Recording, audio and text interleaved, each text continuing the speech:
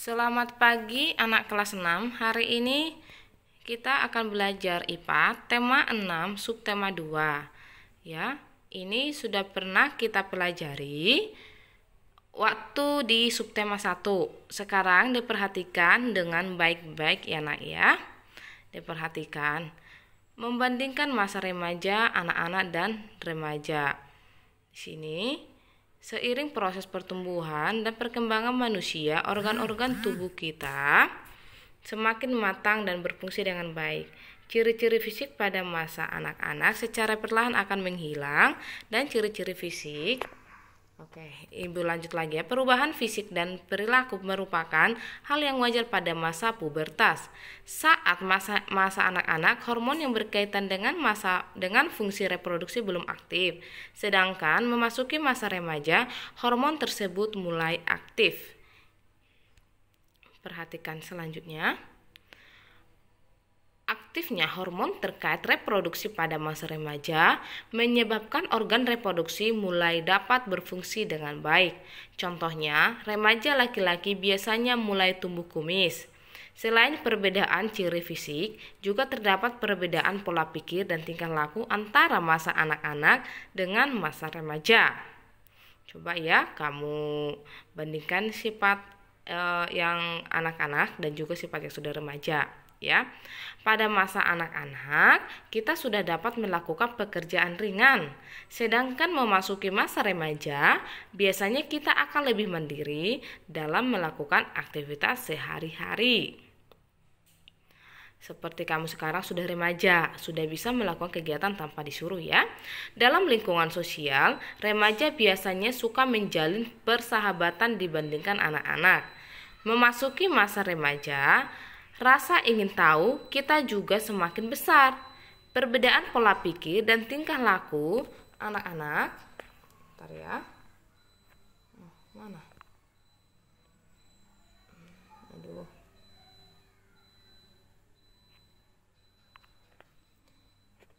Memasuki masa remaja, rasa ingin tahu kita juga semakin besar. Perbedaan pola pikir dan tingkah laku masa anak dengan masa remaja sangat dipengaruhi juga oleh tingkah laku ya. Ayo perhatikan tabel perbandingan ciri masa anak-anak dan remaja berikut. Ini masa anak-anak, suara nyaring, belum tumbuh jakun, belum tumbuh kumis jambang dan jenggot, belum tumbuh rambut halus di ketiak dan sekitar alat kelamin. Keringat belum banyak.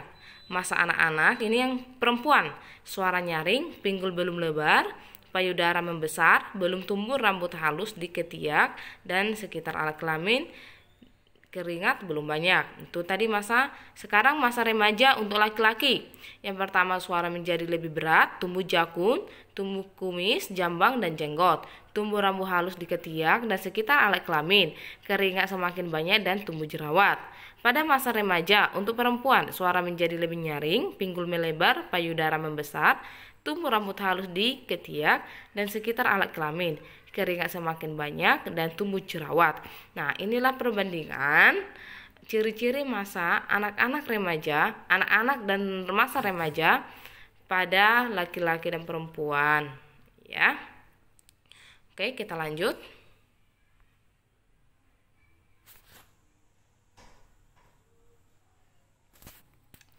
Perbandingan ciri-ciri fisik remaja laki-laki dan perempuan pada masa pubertas.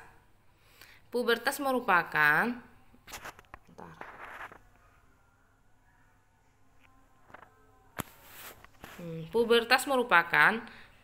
masa mulai aktifnya hormon yang berkaitan dengan reproduksi. Masa pubertas terjadi pada rentan usia 10-19 tahun. Pada masa pubertas, perubahan fisik terjadi pada laki-laki dan perempuan. Waktu minggu kemarin saya juga sudah menjelaskan bahwa masa pubertas itu ada 11-20.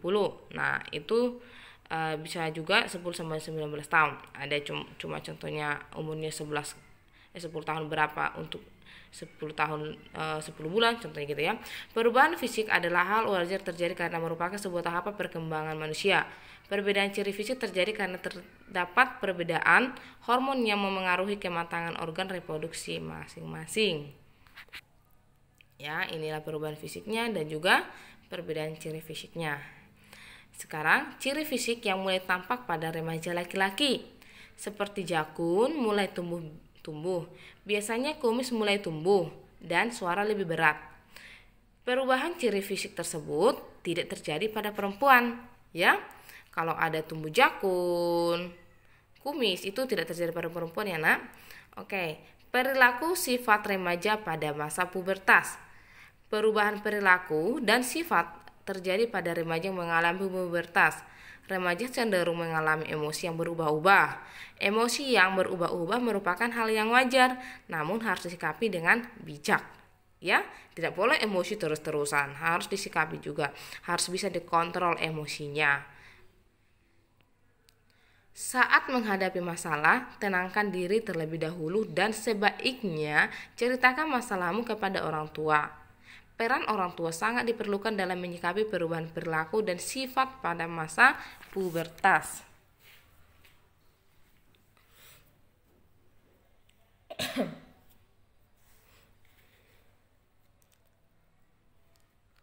Faktor pergaulan dapat memengaruhi perilaku dan sifat pada masa pubertas. Sebaiknya pilihlah teman yang baik dan saling mendukung dalam hal positif. Ingat, harus pilih teman ya. Kalau kamu sudah tahu temanmu itu sudah nggak baik, jangan diikutin. Sebagai contoh, jika kamu memiliki minat bermusik, bertukar pikiranlah dengan teman-temanmu dan saling mendukung. Dengan demikian kita jadi lebih termotivasi untuk menguasai keahlian sesuai minat kita. Ya, ini salah satu contohnya. Jika kamu suka menulis, ya kamu berteman sama teman yang menulis untuk bisa bertukar pikiran. Oke. Ayo perhatikan persiapan yang perlu kita lakukan saat menghadapi masa pubertas.